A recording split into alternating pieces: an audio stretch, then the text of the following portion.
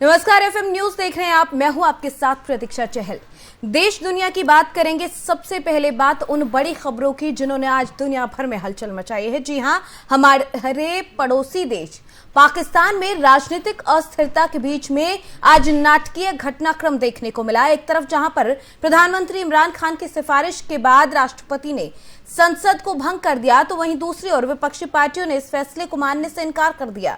इसके साथ ही पाकिस्तान की नेशनल असेंबली में धरने पर बैठी विपक्षी पार्टियों ने संसद पर कब्जा कर लिया। विपक्ष ने अयाज सादिक को अपना स्पीकर चुन लिया और अविश्वास प्रस्ताव खुद ही वोटिंग करा ली।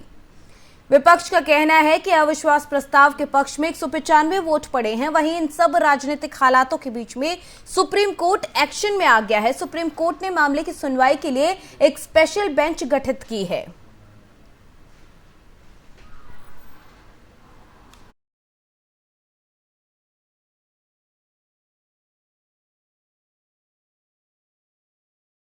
पाकिस्तान की संसद में बड़ा ड्रामा हुआ। एक तरफ जहां पर पाकिस्तान की संसद में प्रधानमंत्री इमरान खान के खिलाफ पेश अविश्वास प्रस्ताव को खारिज कर दिया गया, तो दूसरी तरफ प्रधानमंत्री इमरान खान की सिफारिश पर राष्ट्रपति आरिफ अलवी ने संसद को भंग कर दिया। वहीं संसद भंग होने के बाद 90 दिनों के अंदर चुनाव होंगे। नेशनल असेंबली में फवाद हुसैन ने कहा कि अविश्वास प्रस्ताव आमतौर पर एक लोकतांत्रिक अधिकार है। संविधान के अनुच्छेद 95 के तहत अविश्वास प्रस्ताव दाखिल किया गया, लेकिन दुर्भाग्य ये है कि एक विदेशी सरकार की तरफ से सत्ता परिवर्तन के लिए प्रभावी ऑपरेशन है। चंद लम्हों के उनके संबोधन के बाद नेशनल असेंबली की डिप्टी स्पीकर कासिम खान सुरी ने अविश्वास प्रस्ताव को खारिज कर दिया और कार्रवाई स्थगित कर दी गई। डिप्टी स्पीकर ने विदेशी साजिश का आरोप लगाकर अविश्वास प्रस्ताव को खारिज किया। साथ ही कहा कि यह असंवैधानिक है। संसद की अगली बैठक 25 अप्रैल को आयोजित की जाएगी।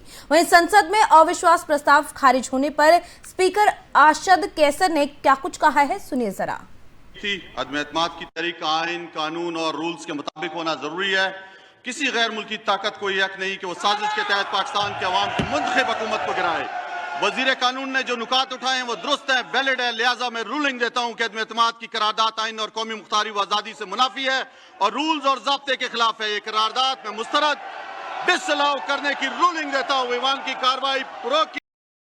वहीं पाकिस्तान में इन दिनों सियासी भूचाल मचा है। बीते कई दिनों से पाकिस्तान के राजनीतिक हालात के बीच में इस बात के कयास लगाए जा रहे थे कि इमरान खान की कुर्सी कभी भी जा सकती है, लेकिन अविश्वास से ऐन पहले इमरान की चाल ने विपक्षी खेमे को चारों खाने चित कर दिया। अविश्वास प्रस्ताव से पहले ही इमरान ने असेंबली डिसॉल्व करने की सिफारिश राष्ट्रपति से कर दी। ये पूरा वाकया उन्होंने एक प्रेस कॉन्फ्रेंस कर पूरी दुनिया को बताया। इस प्रेस कॉन्फ्रेंस में उनकी तरफ से क्या कुछ कहा गया, सुनिए जरा। घबराना नहीं, अल्लाह इस कौम के ऊपर देख रहा है। 27 रमज़ान को ये पाकिस्तान वजूद में आया था। ये इस तरह की साजिश इंशाल्लाह ये कौम कामयाब नहीं होने देगी। तो जो स्पीकर ने आज जो अपनी अथॉरिटी, अपनी जो पावर, कॉन्स्टिट्यूशनल पावर यूज़ करके जो फैसला किया है, अब इसके बाद मैंने अभी से प्रेसिडेंट साहब को वो भेज दिया है, एडवाइस भेज दी है कि असेंबलियां डिसॉल्व करें। एक डेमोक्रेटिक सोसाइटी में हम डेमोक्रेट्स अवाम के पास जाएं, अवाम से इलेक्शंस हों, अवाम फैसला करे कि वो किसको चाहती है। कोई बाहर से साजिश और इस तरह के लोग, करप्ट लोग, पैसे की बोरियों से लोगों को खरीद के इस मुल्क की तकदीर का फैसला ना करें। वो लोग जो सारे अचकन सलवा के बैठे हुए हैं और वो करोड़ों रुपया इन्होंने खर्च किया लोगों को खरीदने के लिए, ये सारा पैसा इंशाल्लाह ज़ाया होगा। और जिन लोगों ने ये पैसा लिया है, मैं आप सबको कहता हूं कि कोई अभी भी कोई स्वाब कमा लें, कि कोई पनाह गाह पे लगा दें, कोई यतीम खाना खोल दें, कोई गरीबों के लिए मैं पैसा डिस्ट्रीब्यूट करें। और मैं अपनी कौम को आज कहता हूं कि आप इलेक्शंस की तैयारी करें और आपने फैसला करना है। किसी बाहर की कुव्वत, किसी करप्ट लोगों ने फैसला नहीं करना कि इस मुल्क का मुस्तकबिल क्या होगा। आपने फैसला करना है इस मुल्क का। और इंशाअल्लाह हम प्रेसिडेंट साहब को जब एडवाइस चला जाएगा, असेंबलीज डिसॉल्व हो जाएंगी और फिर आगे जो भी प्रोसीजर है अगले इलेक्शन का, केयर टेकर गवर्नमेंट का, वो अब शुरू हो जाएगा।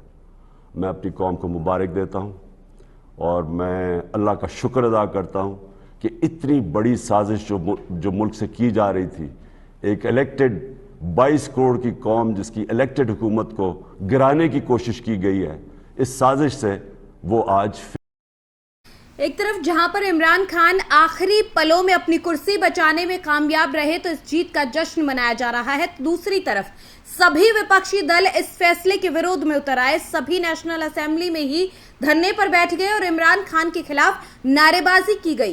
पाकिस्तान मुस्लिम लीग एन की उपाध्यक्ष मरियम नवाज शरीफ ने कहा कि अपनी सीट बचाने के लिए किसी को भी पाकिस्तान के संविधान को विकृत करने की अनुमति नहीं दी जानी चाहिए।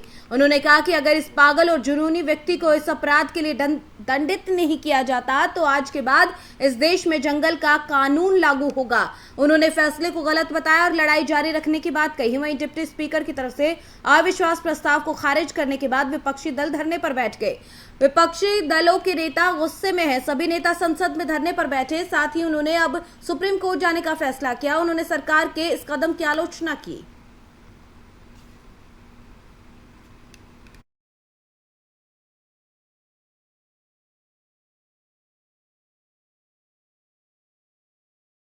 वहीं पाकिस्तानी असेंबली भंग होने के बाद पीपीपी के नेता बिलावल भुट्टो का बयान सामने आया है। उन्होंने कहा कि अब सुप्रीम कोर्ट को फैसला देना है हमारे अविश्वास प्रस्ताव पर कब वोटिंग होनी है। इमरान खान और उनकी पार्टी का इस तरह से भागना उन्हें एक्सपोज कर चुका है। उन्होंने आगे कहा कि हमारे पास पूरा बहुमत है। डिप्टी स्पीकर का ये फैसला बचकानी चाल है, ये मैदान में से भागने वाला फैसला है। क्या कुछ और उनकी तरफ से कहा गया, सुनिए जरा।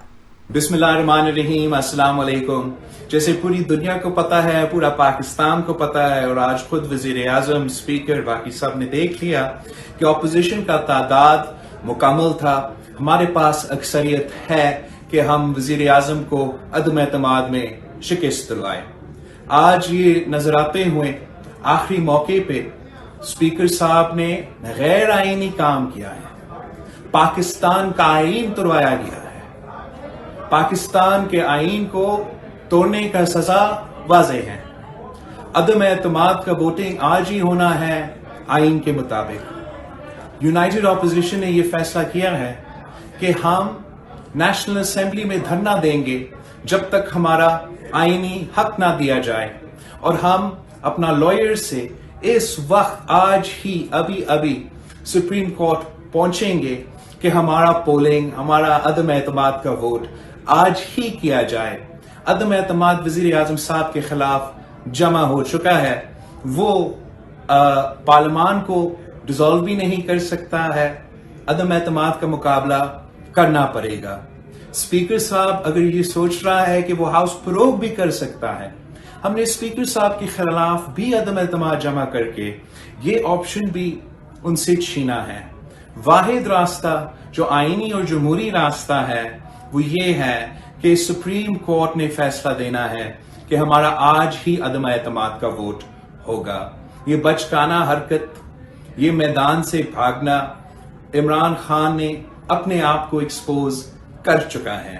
मैं पाकिस्तान के अवाम से अपील करता हूं कि आप आईन के साथ थे, जमहूरियत के साथ थे, और हम किसी कठपुतली को, किसी गैर जमहूरी शख्स को आपके हक पे डाका मारने की इजाजत नहीं देंगे। खान साहब ये झूठा बैरून अक़वामी साजिश करा के वजीर आजम के इलेक्शन से भाग रहा है, अदम एतमाद से भाग रहा है। इंशाअल्लाह ताला। बिस्मिल्लाहिर्रहमानिर्रहीम, अस्सलाम वालेकुम। जैसे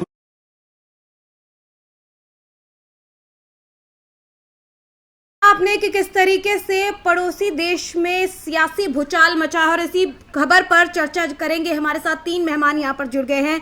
मायरा इकबाल हैं, पाकिस्तानी पत्रकार हैं, हमारे साथ यहाँ पर जुड़े हैं। बहुत स्वागत है आपका एफएम न्यूज पर। साथ ही साथ विनोद दत्ता जी हमारे साथ जुड़े हैं, रक्षा विशेषज्ञ हैं। विनोद जी, आपका भी बहुत स्वागत है एफएम न्यूज पर। Thank you. प्रमोद राघवन जी हैं, हमारे ग्रुप एडिटर हैं एफएम न्यूज के, वो भी हमारे साथ यहाँ पर जुड़े हैं। इस तमाम मसले को लेकर चर्चा करेंगे तमाम मेहमानों के साथ। सबसे पहले विनोद जी आपके पास आऊंगी। जिस तरीके से पाकिस्तान में फिलहाल हालात नजर आ रहे हैं, क्योंकि सियासी भूचाल मचा है। एक तरफ जहां विपक्ष अपना ही स्पीकर बिठाकर सदन में वोटिंग करवा रहा है, तो मामला सुप्रीम कोर्ट तक भी पहुंच रहा है। किस तरीके से, अगर डिप्लोमेटिक वे में से देखा जाता है, तो भारत किस तरीके से इसको देखेगा, इस पूरे मसले को? देखिए, पाकिस्तान में जो सूरत हाल है या जिस तरह का पॉलिटिकल सिनेरियो रहता है जी, आप ये देखिए, वहाँ जो फौज है पाकिस्तान आर्मी, उसका वहाँ काफी वर्चस्व रहता है और वो डिसाइड करते हैं कि कौन सी सियासी पार्टी पावर में आएगी, कौन प्राइम मिनिस्टर बनेगा, कितने दिन रहेगा। तो ये प्रकरण जो उभर के आया है इमरान खान साहब का, क्योंकि इमरान खान साहब और कमर बाजवा साहब के जो संबंध थे उनमें काफी खटास आ चुकी थी। पहली बात तो उनके एक्सटेंशन को लेके थी। दूसरा, जो आईएसआई के सरबराह हैं, जो जनरल अंजुम नदीम, इमरान खान साहब नहीं चाहते थे कि वो आईएसआई के सरबराह बने, लेकिन उन पे इतना प्रेशर डाला गया कि उन्हें झुकना पड़ा। तो इस तरीके के जो पॉलिटिकल सिनेरियो अनफोल्ड हो रहा था, वो पाकिस्तानी सेना नहीं चाहती थी कि इमरान खान कुछ इस तरह से काबिज हो जाए सत्ता में कि वो सेना के लिए मुसीबत तो नहीं कहूंगा, लेकिन हाँ कोई अड़चन साबित हो। तो उन्होंने पहली बात तो इमरान खान साहब को बता दिया था कि आपके दिन अब गिने चुने हैं। लेकिन जिस तरह का देखिए पॉलिटिकल प्रेशर चाइना की तरफ से पाकिस्तान पे आया है, उसमें उन्होंने कहा था कि भाई आपको अभी हाल फिलहाल में इमरान खान को ही वहाँ काबिज रहना पड़ेगा और कमर बाजवा साहब के पास कोई और चॉइस नहीं थी। It was a Hobson's choice. और उन्होंने, क्योंकि पॉलिटिकल सिनेरियो इस तरह बदल चुका था या इस तरह से उसमें इतना उथल पुथल आ गई थी, तो उनको ये सिनेरियो पेंट करना पड़ा। और अब आप देखिए जिस तरह से उन्होंने इंतखाबात का ऐलान किया है कि अभी नेशनल असेंबली को बंद कर दिया है और अब चुनाव होंगे, तो उसमें भी अब जिसको सेना चाहेगी वही वजीर आजम वहाँ का बनेगा। और अगर सेना ये देखती है कि विनोद जी आप बने रहिए हमारे साथ और भी मेहमान यहाँ पर जुड़े हुए हैं। मायरा जी हमारे साथ यहाँ पर जुड़ी है। मायरा जी, जिस तरीके से आज सियासी भूचाल देखने को मिला है सदन में, जिस तरीके से हुआ है, वहां पर विपक्ष ने अपना स्पीकर बिठाया, वहां पर ये कहा गया कि 195 जो वोटिंग जो सदस्य हैं उन्होंने इमरान के खिलाफ में वोटिंग की है। तो किस तरीके से इस पूरे सिनेरियो को देखा जाए? क्या ये कह सकते हैं कि वहां पर अभी भी लोकतंत्र उतना मजबूत नहीं हो पा रहा, क्योंकि जिस तरीके से पूरे हालात वहां पर देखने को मिले हैं?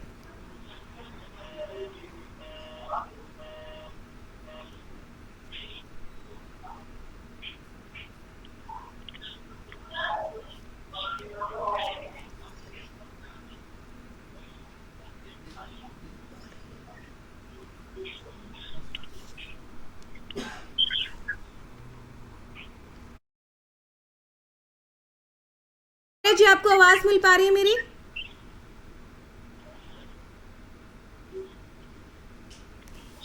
मायरा जी आवाज मिल पा रही है आपको मेरी?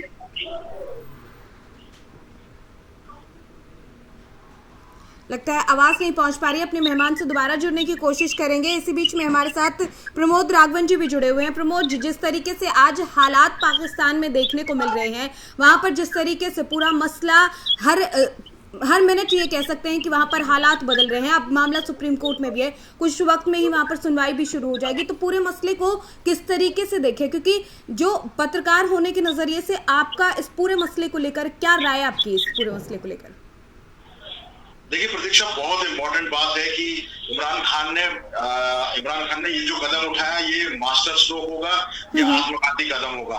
निश्चित तौर पे इस समय जो लग रहा है ये एक मास्टर स्ट्रोक की तरह ही कहीं ना कहीं नजर आ रहा है, क्योंकि 90 दिन की कहीं ना कहीं उनके पास और सांस लेने का मौका मिल गया है। लेकिन थोड़ी देर में ये साफ हो जाएगा कि वहां का कोर्ट, जो सुप्रीम कोर्ट है, चीफ जस्टिस क्या फैसला लेते हैं। हालांकि जिस तरीके से पाकिस्तान से जानकारी निकल कर आ रही है, और मेरे को लगता है इसमें मेरी साथी पत्रकार मायरा जी है, वो ज्यादा इस बात पे जानकारी दे पाएंगी कि वहां के आर्टिकल 6 से उसका किस तरीके से उपयोग हो सकता है, सुप्रीम कोर्ट क्या फैसले कर सकता है, क्या क्या ऑप्शन है सुप्रीम कोर्ट के पास में।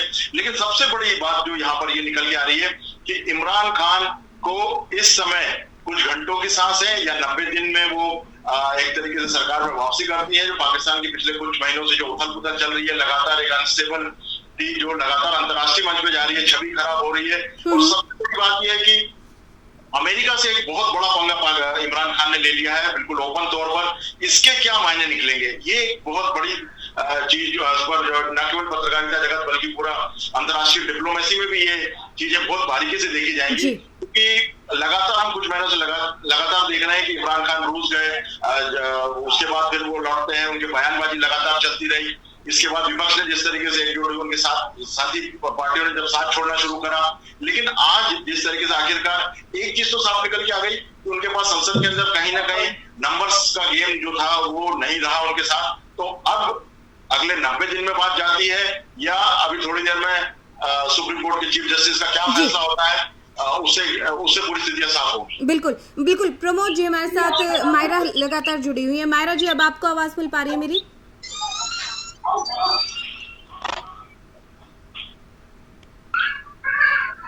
लगता है तकनीकी खामी की वजह से आवाज उन तक हमारी नहीं पहुंच पा रही। कोशिश लगातार जारी रहेगी कि उनसे बात करने की कोशिश करेंगे। मायरा जी, एक बार फिर आपके पास आऊंगी और आपसे एक ही यही सवाल दोहरा रही हूं मैं कि जो आज हालात बन रहे हैं, आगे क्या, अब आगे क्या रास्ता रहने वाला है वहां पर?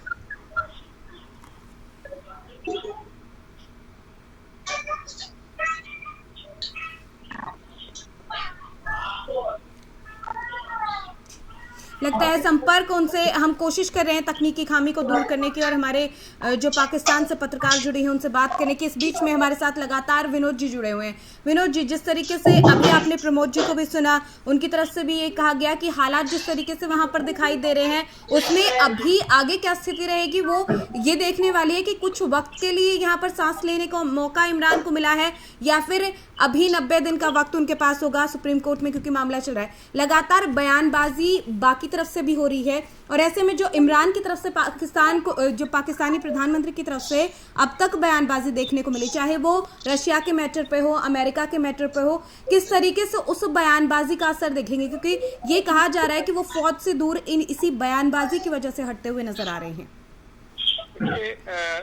जिस तरह की सिचुएशन अभी है, हेलो, आप मास्टर स्ट्रोक कह रहे हैं, वो भी सेना की रजामंदी से ही हुआ है जी। पाकिस्तान में चाहे सुप्रीम कोर्ट हो, चाहे कोई भी इदारा हो, चाहे कोई ऑर्गेनाइजेशन हो, वहाँ पे परिंदा पर नहीं मार सकता जब तक सेना की इजाजत नहीं हो जी। और सेना को ये आदेश चीन से दिए गए हैं, क्योंकि सेना को भी मालूम है। देखिए, पाकिस्तानी सेना का सबसे बड़ा एम क्या रहता है वहाँ? पहली बात तो सियासत पे काबिज होना, दूसरा वहाँ 80% जो बिजनेस है, तिजारत है, वो पाकिस्तानी सेना कंट्रोल करती है। वो पाकिस्तान के जो आर्मी के सीनियर अफसरान हैं वो उसको कंट्रोल करते हैं। तो अभी जो सबसे ज्यादा कमी है वो दो चीजों की है। एक तो ट्रस्ट डेफिसिट है पाकिस्तान में, दूसरा फाइनेंशियल डेफिसिट है। और फाइनेंशियल जो कमी है वो अभी चीन कर रहा है, क्योंकि आप देखिए 36% जो चीन का, जो पाकिस्तान का डेट है या जो कर्ज है वो चीन से आता है। और चीन वहाँ माली तौर पे और अपनी सामरिक शक्ति भी पाकिस्तान में बढ़ा रहा है।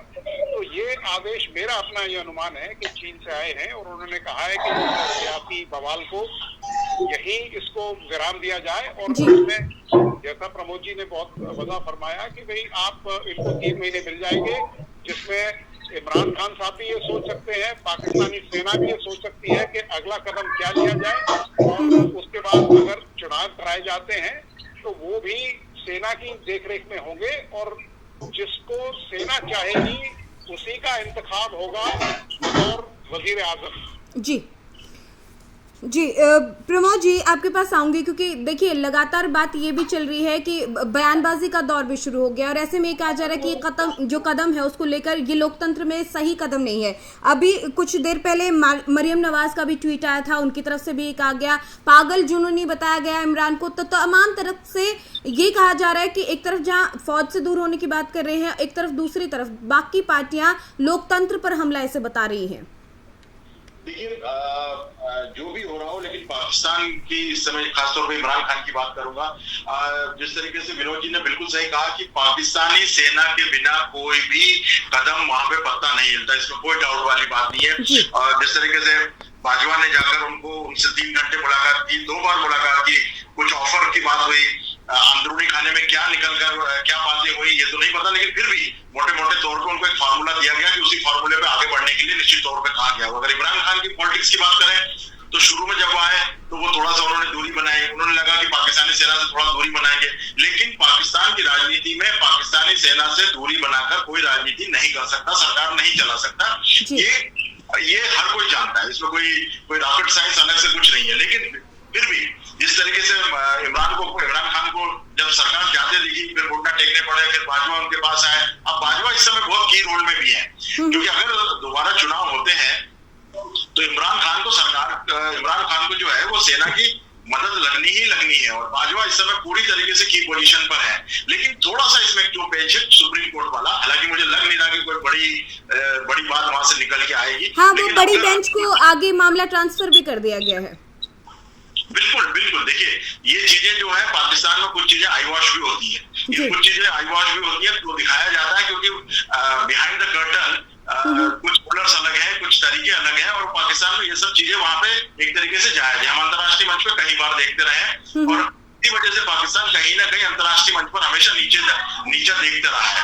लेकिन अब मैंने कहा कुल मिला की स्थिति ये है कि 90 दिन के अंदर चुनाव होते हैं। अगर सुप्रीम कोर्ट की तरफ से कोई बड़ी ऐसी बड़ा कोई आदेश निकल के नहीं आता है तो निश्चित तौर पे चुनाव में एक बार 90 दिन का मौका मिलना, मतलब कार्यकारी सरकार के तौर पे, कार्यकारी प्रधानमंत्री के तौर पे इमरान खान उसी सत्ता में रहेंगे, उनके पास कई मौके होंगे। लेकिन पब्लिक का जो सेंटीमेंट है वो किस तरफ जाता है, ये एक बड़ी चुनौती होगी इमरान खान के साथ। बिल्कुल, जैसे पब्लिक सेंटीमेंट की अगर हम बात करें, विनोद जी अगर देखने चले, क्या यहाँ पर इमरान कहीं ना कहीं विक्टिम वाली भूमिका निभाते हुए नहीं दिख रहे हैं? तीन पार्टियां वहाँ मेजरली उभर के आती हैं जी। एक इमरान साहब की पीटीआई और नवाज शरीफ की पार्टी है, और दूसरा बिलावल भुट्टो या आसिफ जरदारी वाली जो पार्टी जी। दोनों ही पार्टियां, चाहे पीपी हो या अपने जो बिलावल भुट्टो की पार्टी है, उन दोनों को पाकिस्तान की आवाम ने देखा है, और दोनों ही बड़ी करप्ट रहे हैं अपने टाइम में जी। और कंपैरेटिवली अनफॉर्चुनेटली इमरान खान ने सत्ता जब हासिल की तब पाकिस्तान एक बहुत ही बुरे दौर से गुजर रहा था।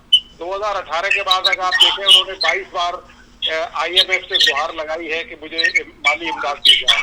उसके रिश्ते सऊदी से खराब हो गए, उसके रिश्ते बाकी अमेरिका से खराब हो गए। एक चाइना ही उसका एक ऐसा मददगार है, या टर्की कह लीजिए, कि जो उसकी मदद कर सकता है। चाइना के लिए भी अब इतने पैर पसार रखे हैं, और पैंडेमिक के बाद चाइना की इकोनॉमी भी डाउनहिल पे है, और चाइना इतना जो चेक डिप्लोमेसी या जो डेट डिप्लोमेसी है उसको बहुत ज्यादा सपोर्ट नहीं कर पा रहा है, क्योंकि उसको उतने गेन्स नहीं हो पा रहे हैं। तो अब एक पाकिस्तान एक ऐसे क्वेश्चन में फंस गया है, क्योंकि वहाँ जो माली हालत है या जो कंट्री की जो फाइनेंशियल स्टेट है वो बिल्कुल खस्ता हाल है। तो कमर बाजवा चाहते हुए भी सत्ता पलट नहीं कर सकते, क्योंकि वो ये चाहेंगे कि सूरत हाल में कि इमरान को वो दोबारा काबिज करे, और इमरान उन्हें एक एक्सटेंशन और दे बतौर chief of the army staff.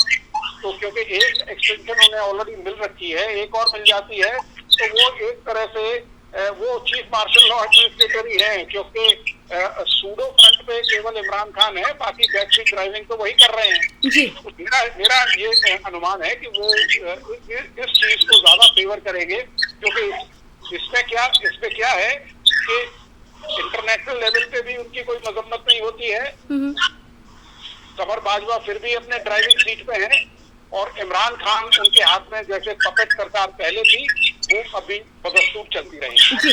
Pramod ji, आपका एक लंबा अनुभव रहा है, उस अनुभव के हिसाब से अगर हम समझने की कोशिश करें, क्योंकि देखा जाए एक तरफ जहां बाजवा है, 6 महीने का कार्यकाल उनका अभी बचा हुआ है, जिस तरीके से वो एक तरफ से अमेरिका की तारीफ करते हैं, इमरान अमेरिका के खिलाफ बोलते हैं, दूरियां तो दोनों में थी, लेकिन अब एक ऐसे पॉइंट पर आ गए जिस तरीके से कह रहे हैं कि ठीक है, बिना जो आर्मी है वहां की, उसके ये भी नहीं हो सकता था जो आज हुआ है। अगर इस पूरे मसले को हम उस एंगल से समझने की कोशिश करें, जो दूरियां आई हैं, अब क्या आगे रह सकता है?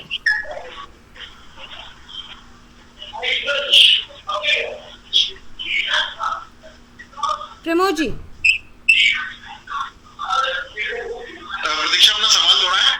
प्रमोद जी, सवाल मेरा ये था कि एक जो हम ये बार बार देखते आ रहे हैं बाजवा की तरफ से जहां पर अमेरिका की तारीफ की जा रही है, अगर इमरान की बात करें वो अमेरिका को लेकर सीधे सीधे, चाहे बाद में ये कह दिया कि गलती से नाम निकला, लेकिन नाम उनकी तरफ से अमेरिका का लिया गया और ये कहा गया कि वो विदेशी ताकत है जो ये पूरा मसला खड़ा किए हुए है।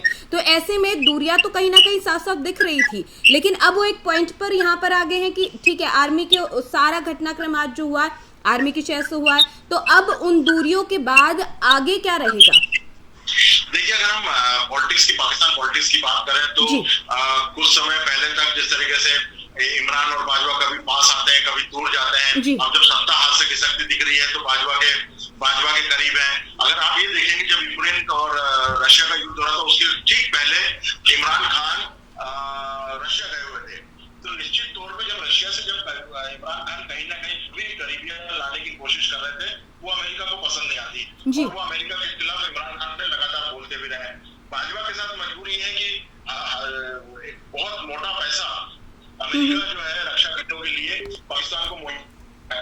अब निश्चित तौर पे सेना का एक अलग वहां पे झलक है, सेना अपने अलग तरीके से सोचती है, चूंकि जो पार्टी पॉलिटिकल पार्टी वो थोड़ा अलग सोचती है, लेकिन पॉलिटिकल पार्टी जब भी सेना पर भारी कोशिश है और सेना सीधे पाकिस्तान को करना शुरू कर देती है, कहीं ना कहीं प्रॉब्लम क्रिएट करना शुरू कर देती है।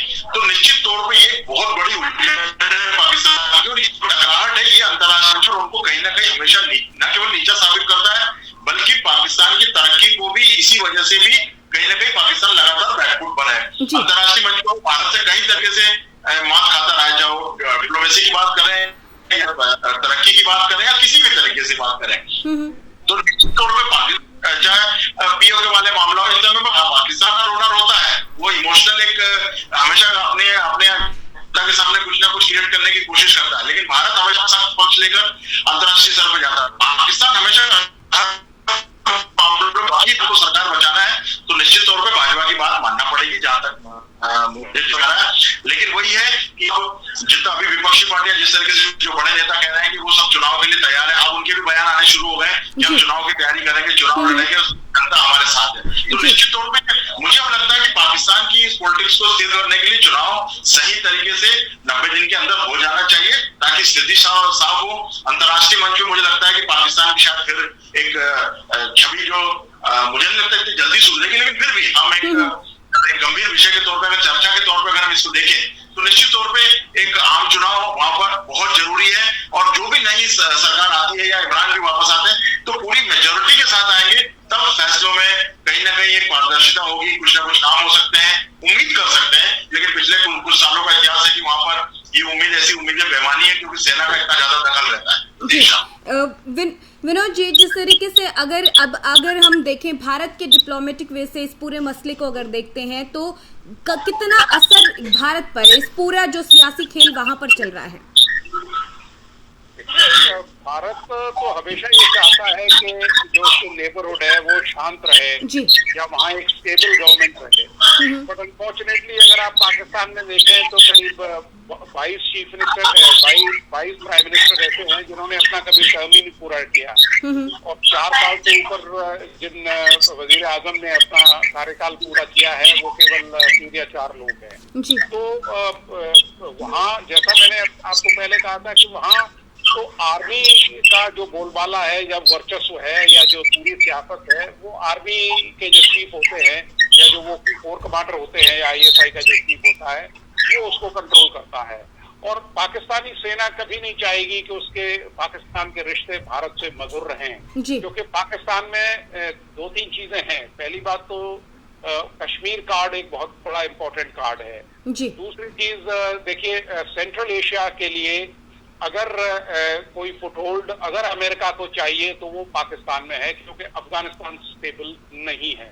तो अमेरिका भी ये चाहेगा, क्योंकि आपने देखा होगा कि अमेरिका न तो पाकिस्तान को नाराज करता है और ना ही अब उसको उतना फेवर कर रहा है, लेकिन उसने खुल के भी कभी मजम्मत नहीं की है पाकिस्तान की। तो ये कारण है कि भारत अमेरिका के बहुत ज्यादा नजदीक नहीं जा रहा है। अभी हाल ही में आपने देखा होगा ये स्टेटमेंट दिए थे या रूस के जो लावरोव साहब आए थे या अमेरिका के एनएसए जो आए थे उन्होंने कहा था कि भारत को कीमत चुकानी पड़ेगी, क्योंकि भारत को मालूम है कि अमेरिका किसी का साथ नहीं देता, अमेरिका केवल तिजारत करता है।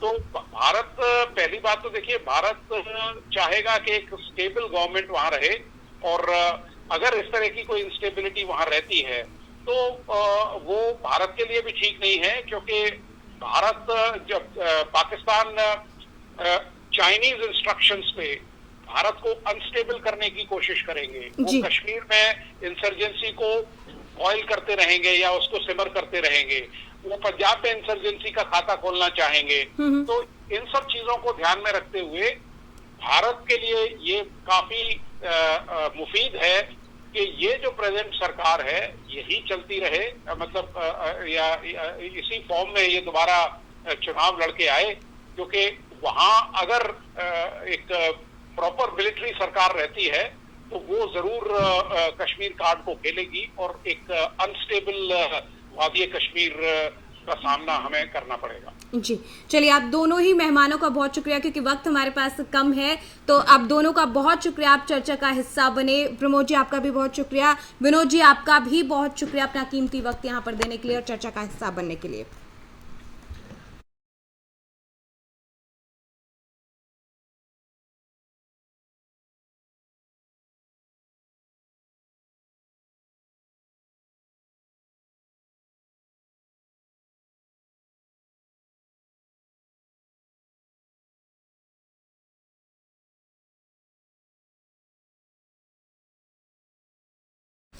तो पाकिस्तान में फिलहाल सियासी भूचाल है और सियासी भूचाल के बीच में तमाम अपडेट लगातार हम आप तक पहुंचाते रहे हैं, और फिलहाल बड़ी खबरों में इस खास चर्चा में मेरे साथ इतना ही। आप देखते रहिए FM न्यूज़। नमस्कार।